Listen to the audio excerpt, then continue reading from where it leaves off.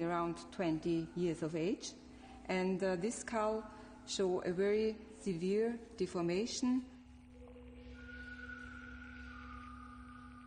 This was no natural malformation.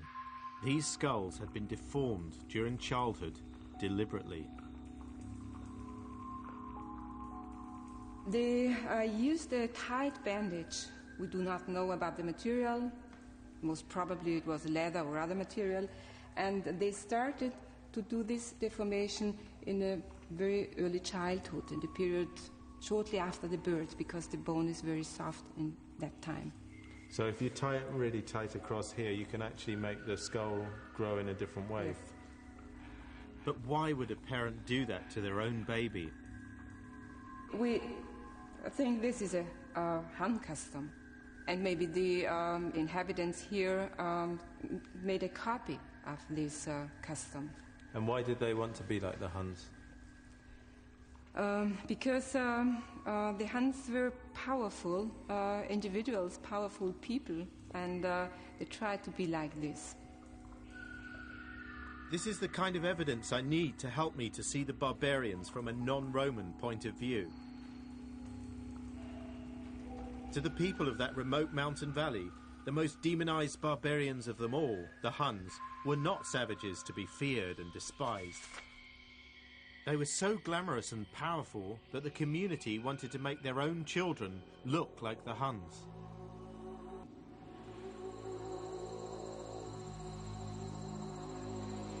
Hungary, the country which that most famous of barbarians, Attila the Hun, notoriously called the Scourge of God, decided to use as his base.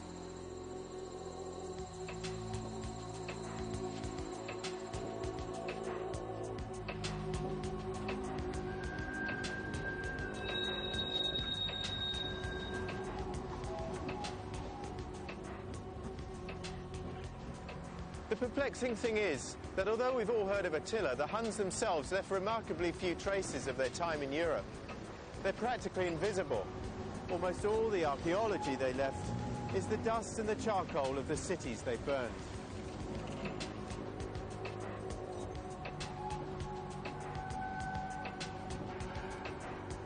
The Vandals at least left golden ornaments.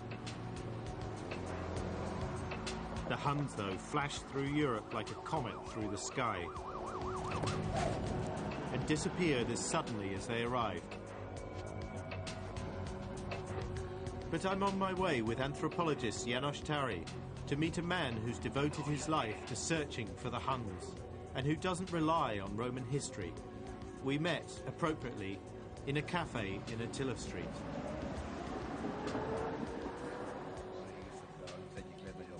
Finding out anything at all about the mysterious Huns obviously wasn't going to be easy. It's a big problem all the time in archaeology to put together a nation with the kind of findings. Because the bones not speaking. The bones not speaking, no. Yes. That's a big problem. Yes. Even if the bones could speak, it turns out we can't be sure what the language would be. The most possibility for the Turkish language. So it's quite like Turkish. Quite like Turkish, perhaps, yes. Yeah, perhaps, yes. Perhaps. Everything with the Huns is perhaps. Perhaps, yeah. What kind of leader do you think Attila was? No.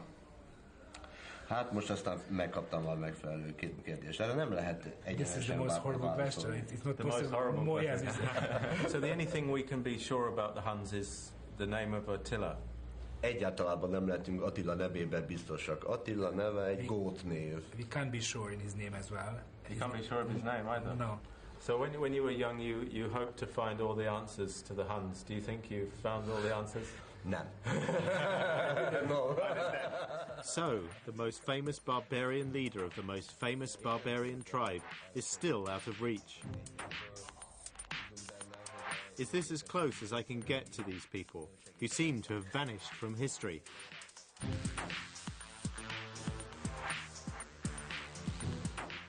Peter Tomka was to guide me through the landscape of his nation's past.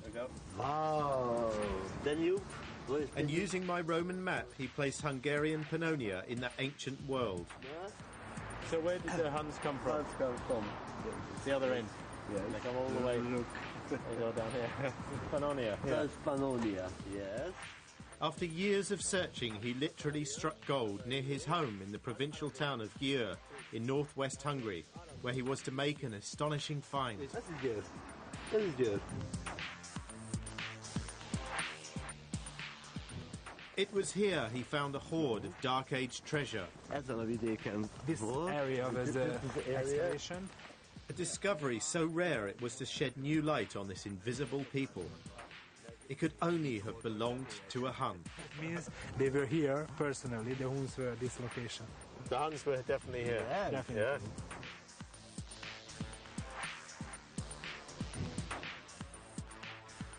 What was it that Peter Tomka found that was so convincing? We will show something which prove this is a Hun finding. Okay.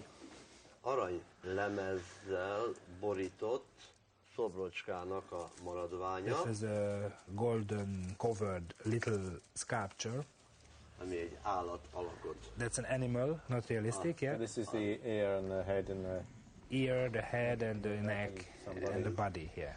This beautiful object's true significance only became clear when Peter told me about similar discoveries. At last I could pin down the origin of these warriors. Tárgyakat ismerünk. They found similar Ez objects. ugye a Kelet-Európa, tehát a kelet-európai On a pusztában map, volt. he explained to me that tiny golden sculptures of horses, just like this one, had been found in an arc which curved all the way from the reputed birthplace of the Huns in eastern Siberia to here in Hungary. So these horses are like the kind of signposts of where the Huns travelled from Central Asia all the way to Hungary. Yes, these are the proofs.